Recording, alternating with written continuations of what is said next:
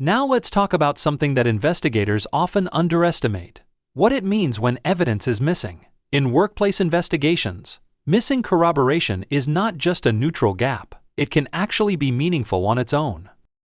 Sometimes, what isn't there is just as important as what is. When you would reasonably expect supporting evidence to exist, but it doesn't, that absence can become a red flag suggesting issues like memory distortion, incomplete information, or even intentional misrepresentation. A good starting point is what we call the "should have been there" test. The idea is simple. Based on the situation, would we normally expect some kind of evidence or witness to exist? For example, if someone says a heated argument happened in a busy hallway during shift change, you would expect at least a few people to have noticed it. If nobody saw or heard anything, that doesn't automatically mean the story is false, but it does make it harder to accept at face value. The absence of expected observations weakens the narrative. The same logic applies to sensory and environmental expectations.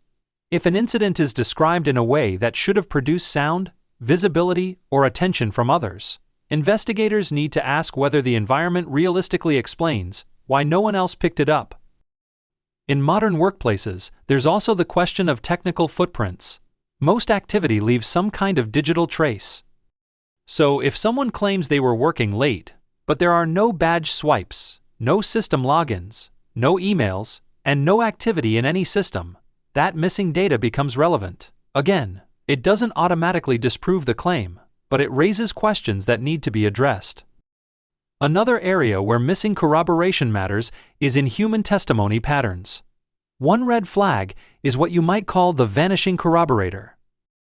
That's when someone says, "So-and-so will back me up," but when investigators follow up, that person either denies knowledge of the event or turns out not to exist in the relevant context. That gap between expectation and reality is important. Then there's selective memory, sometimes described informally as convenient amnesia. It's normal for people to forget details over time. But it becomes concerning when a witness clearly remembers facts that help their position, while completely losing recall for details that might be unhelpful or damaging to their account. That pattern of memory loss is what draws attention, not the memory gaps themselves. You also see issues with vague or non-committal denials. When people are being truthful, they often address specifics directly.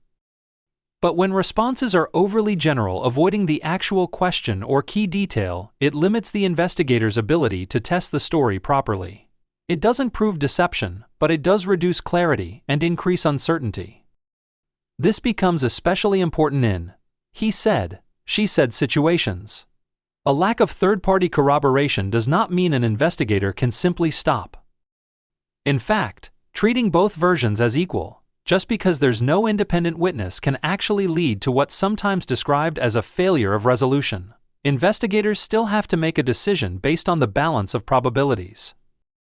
That means leaning more heavily on plausibility, consistency, motive, and how well each version fits with the broader evidence. There are also technical red flags that often show up when corroboration is missing in fraud or process-related cases. For example, missing receipts, incomplete invoices, or vendor records that lack basic details like tax-the-first IDs or contact information can be significant. Similarly, when a process has been followed consistently for years, but suddenly breaks down in a specific instance under investigation, that inconsistency may suggest something was intentionally left out or not properly recorded. Even digital evidence can raise questions when it lacks proper authentication. A video without a timestamp, or with an inconsistent timestamp, is much harder to rely on unless there is a clear explanation for the discrepancy. In those cases, the reliability of the person providing the evidence becomes more important. Finally, there's the issue of alibi verification. If someone provides an alibi that can be checked through records like attendance logs, schedules, or system data, that verification step is skipped, the investigation becomes incomplete. On the other hand, when an alibi is properly checked and doesn't match the objective records, that often becomes a turning point in the investigation and may lead to clarification or even admission. The key takeaway is this: missing corroboration is not just nothing, it is information in itself. When something should exist but doesn't, Investigators are trained to pause and ask why. Sometimes the explanation is innocent. Other times, it reveals gaps that fundamentally change how the story is interpreted.